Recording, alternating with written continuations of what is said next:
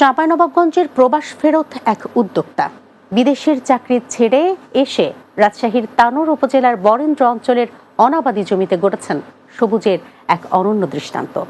Gap পদ্ধতিতে আম, কমলা, মাল্টা, coffee সহ বিভিন্ন ফলের বাগান করে অর্জন করেছেন জাতীয় বৃক্ষরোপণ পুরস্কার।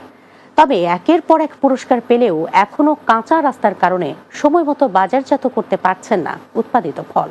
রাজশাহীর তানোর উপজেলা প্রতিনিধি মিজানুর রহমানের পাঠানো প্রতিবেদন, বিস্তারিত জানাচ্ছেন সুরাইয়া সীমা। এক সময়ের অনাবাদী রুক্ষ আর পতিত বরেন্দ্রভূমি, যেখানে ফসল ফলানোর কথা কল্পনাও করা হতো না, সেই জমি আজ সবুজের সমারোহে ভরপুর। চারিদিকে আম, কমলা, মাল্টা, কফি, ড্রাগন, লিচু সহ নানা জাতের ফলদ গাছ। চাঁপাইনবাবগঞ্জের বাসিন্দা শফিকুল ইসলাম দীর্ঘদিন প্রবাসে ছিলেন। দেশে ফিরে কর্মসংস্থানের পাশাপাশি বরেন্দ্র অঞ্চলের অনাবাদী জমিতে শুরু করেন ফল চাষ। প্রায় ৩৭ বিঘা জমির বিশাল বাগান তার। বৃক্ষরোপণ ও পরিবেশ সংরক্ষণে বিশেষ অবদানের স্বীকৃতিস্বরূপ জাতীয় বৃক্ষরোপণ পুরস্কারও লাভ করেন তিনি। প্রধানমন্ত্রী তারেক রহমান তার হাতে পুরস্কার ও সম্মাননা সনদ তুলে দেন। এখানে এখন ৫,০০০ বিভিন্ন প্রজাতির গাছ লাগিয়েছি। তার ভিতরে ১০০ প্রজাতি আছে গাছ, ১৪০, এবং গাছ টোটাল হলো ৫,০০০। এবং এর মধ্যে অনেক লোককে আমি গাছ দিয়েছি, চারা বিতরণ করেছি এবং নিজেও আমি লাগিয়েছি। আমরা খুব আনন্দিত এবং গর্বিত এবং প্রধানমন্ত্রীর কাছে আমরা কৃতজ্ঞ। আমরা যেন আরও ভালো কিছু করতে পারি, সবার জন্যে সবার কাছে দোয়া চাই। দেশের বিভিন্ন জেলা থেকে কৃষক, শিক্ষার্থী, গবেষক ও প্রকৃতিপ্রেমীরা তার বাগান দেখতে আসছেন।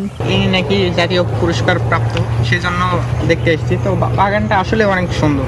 বাগানটি দেখে ভালো লাগছে, অনেক রকমের ফল টল আছে এখানে, খুব সুন্দর আর কি। সব মিলে খুব ভালো লাগছে যে টানোরের মাটিতে এরকম একটা বাগান আছে। শফিকুল ইসলামের এই সাফল্যের প্রশংসা করেন সরকারি কর্মকর্তারাও।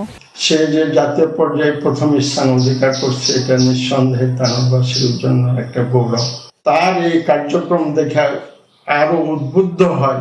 পরিবেশ সংরক্ষণ ও জীববৈচিত্র্য রক্ষায় গুরুত্বপূর্ণ ভূমিকা রাখছেন শফিকুল। তার এই অর্জন অন্যদেরও উৎসাহিত করবে।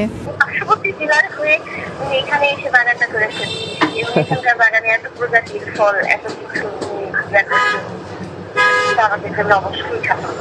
তবে একজন জাতীয় পুরস্কার প্রাপ্ত কৃষি উদ্যোক্তার স্বপ্ন একটাই, বাগানে যাওয়ার কাঁচা রাস্তা পাকাকরণের। তাহলে তার উৎপাদিত ফল সহজে বাজারে পৌঁছাবে আর বরেন্দ্র অঞ্চলের কৃষির সম্ভাবনা আরও প্রসারিত হবে। Desk report, Bangla TV.